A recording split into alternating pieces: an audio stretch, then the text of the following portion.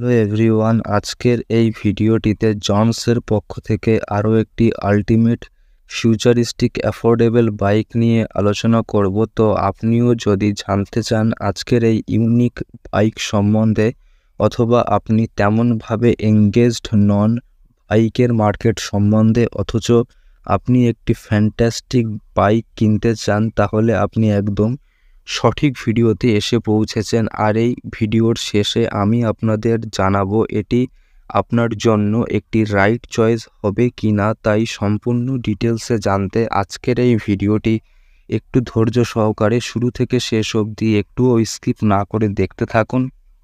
আর আমি আশা করছি আজকের এই ভিডিওটি আপনাদের সবার খুব ভালো লাগবে। DZML টেক আমার এই ইউটিউব চ্যানেলের নতুন একটি ভিডিওতে আপনাদের সবাইকে আরও একবার স্বাগত জানাই। তাহলে চলুন আজকের এই ভিডিওটি শুরু করি। তো আজকে ভিডিওর topic Jones GK350।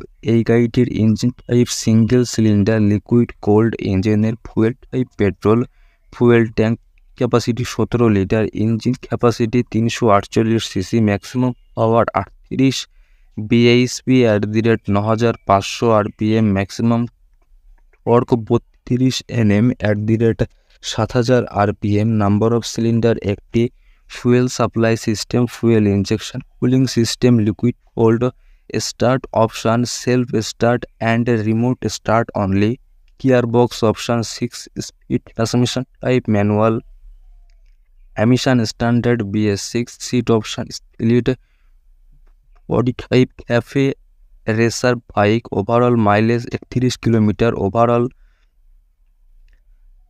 Top speed 145 kilometre, headlight LED, tail light LED, turn single lamp LED, ABS channel, dual channel, length 2070 mm, weight 845 mm, height 1120 mm, wheel base size, ground clearance size 151 mm, kerb weight 188 kg, wheel type spoke wheel, size 17 inch, front tyre size 120 থেকে 70 ইঞ্চি, রিয়ার tyre size 160 থেকে 60 inch, front diameter 320 mm, rear diameter 265 mm, front type disc, rear type disc. Price 3,37,000 টাকা থেকে 3,47,000 টাকা অবধি। তো এই ছিল আমার পক্ষ থেকে আজকের ইনডেপথ ফুল রিভিউ জন্স GK350 সম্বন্ধে।